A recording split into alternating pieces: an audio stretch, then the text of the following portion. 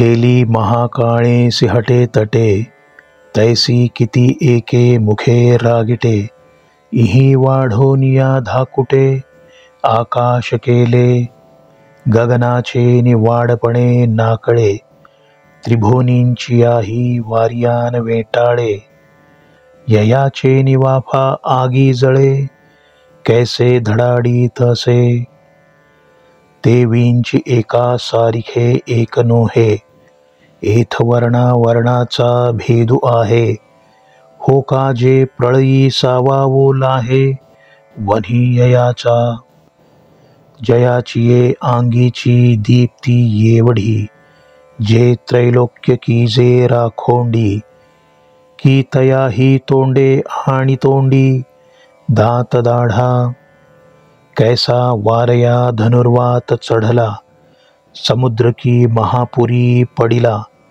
विषाग्निमारा प्रवर्तला, वडवानळासी हळाहळ आगी पियाले, नवल मरणमारा पेटले, तैसे संहार तेजा या जाहले, वदन देखा.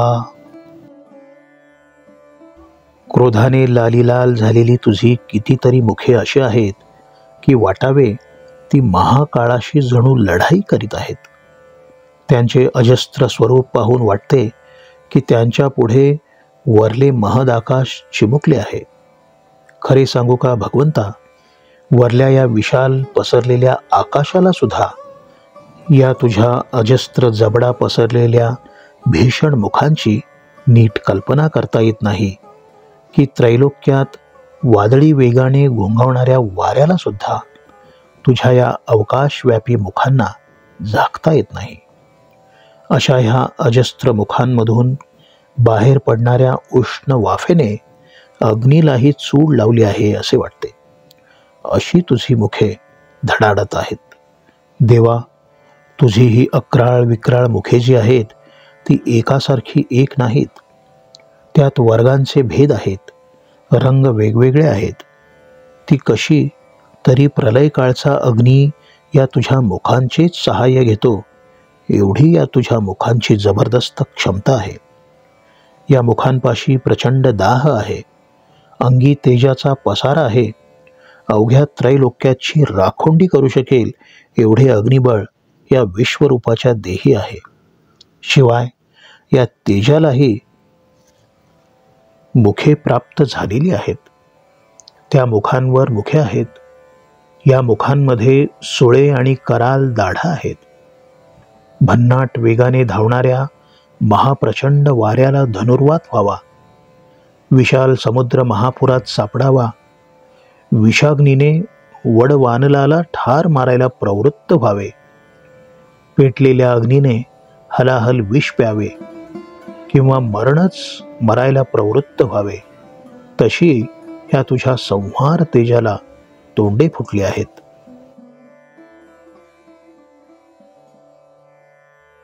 परी कोणे माने विशाळ, जैसे तुटिलिया अंतराळ, आकाशासी कव्हळ पडो निठेले, ना तरी काखे सूनी वसुंधरी, जय हिरण्याक्षुरिगाला विवरी, तै उघडले हाटकेश्वरी, जेवी पाताळ कुहर, तैसा वक्त्रांचा विकाशू, माझी जिव्हांचा आगळाच आवेशू, विश्वनपुरे म्हणो निघासू, न भरीची कोडे, आणि पाताळ व्याळांची या फुत्कारी, गरळ ज्वाळा लागती अंबरी, तैसी पसरलिये वदनदरी, माझी हे जीवा, काढून प्रळय विजूंची झुंबाडे, जैसे पन्नासिले गगनाचे हुडे, तैसे आवाळुवावरी आकडे,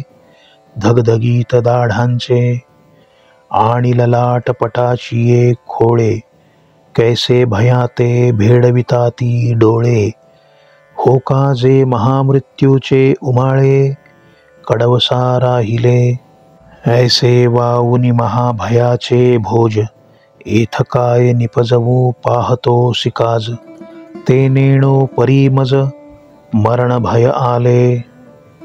हे विश्वरूपा, तुझी ही अक्राळ विक्राळ तोंडे एवढी प्रचंड आहेत की वाटते आकाश खाली कोसळून वरल्या अवकाशात खिंड पडली आहे, किंवा वाटते की हिरण्याक्ष दैत्य पृथ्वीला काखेत घेऊन विवरात शिरला तेव्हा हटकेश्वराने जणू पाताळाचे दारच उघडले.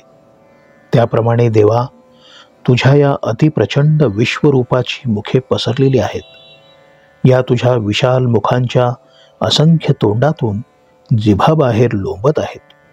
हे दृश्य विश्व त्यांच्या एका घासालाही पुरणार नाही, म्हणून तुझे विश्वरूप या विश्वाचा घास घेत नाही की विश्वाला आपल्या या मुखात भरत नाही. आणि पाताळातल्या नागांच्या फुत्कारांनी वरल्या अवकाशापर्यंत विषज्वाळा पसराव्यात त्याप्रमाणे या तुझ्या विश्वरूपाच्या तोंडाच्या दरीत जिभा लवलवत आहेत.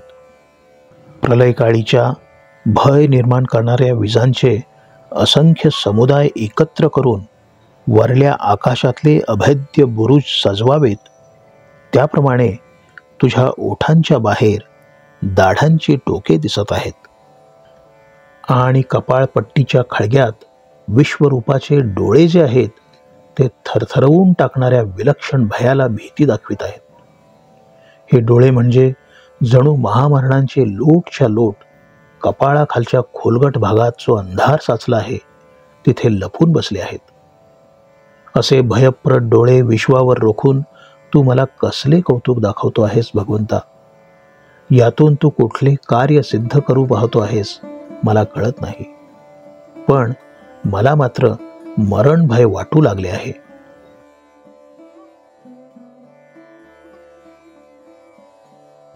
देवा, विश्वरूप पहावयाचे डोहळे, केले तिये पावलो प्रतिफळे. बा देखिलासी आता डोळे, निवावे तैसे निवाले. अहो देहो पार्थिव कीर जाये, ययाची काकुळती कवणा आहे. परी आता चैतन्य माझे विपाये, वाचे की न वाचे. एरवी भयास्तव आंग कापे, नावेक आगळे तरी मन तापे. अथवा बुद्धीही वासिपे, अभिमान विसर्जे. परी येतुलियाही वेगळा, जो केवळ आनंद कैकळा. तया अंतरात्मयाही निश्चळा, शियारी आली. बाप साक्षात्काराचा वेधू, कैसा देशधडी केला बोधू. हा गुरु शिष्य संबंधू, विपाये नांदे. देवा तुझ्या ये दर्शनी, जे वैकल्य उपजले आहे अंतःकरणी. ते सावरावया लागी गवसणी, धैर्याची करीतसे.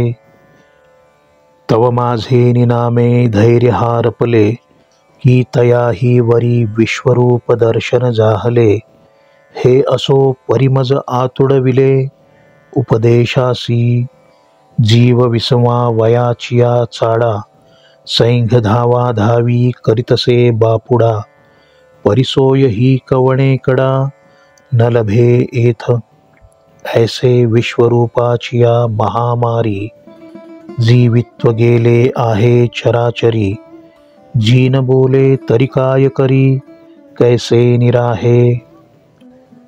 विश्वरूप पहावे असे डोहाळे मला लागले होते, तशी मी तुझ्याजवळ इच्छा प्रकट केली आणि भगवंता तू तत्काळ ते प्रगट केलेस.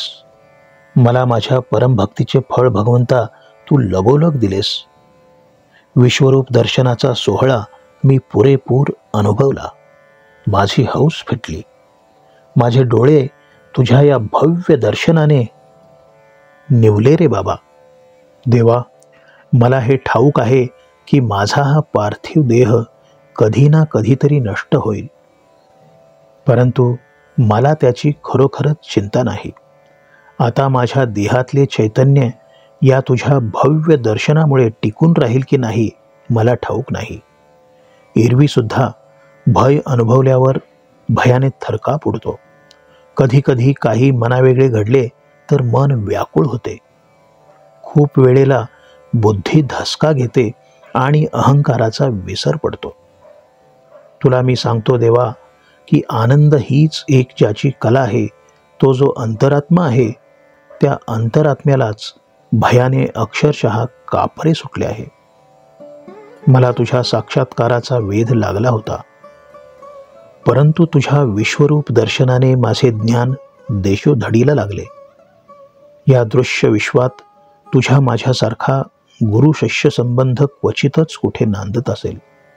देवा, तू घडवलेल्या या अतिविशाल विश्वरूप दर्शनामुळे माझ्या मनाला उत्साह येण्याऐवजी एक प्रकारची तीव्र पातळीवर रेंगाळणारी विफलताच आली आहे.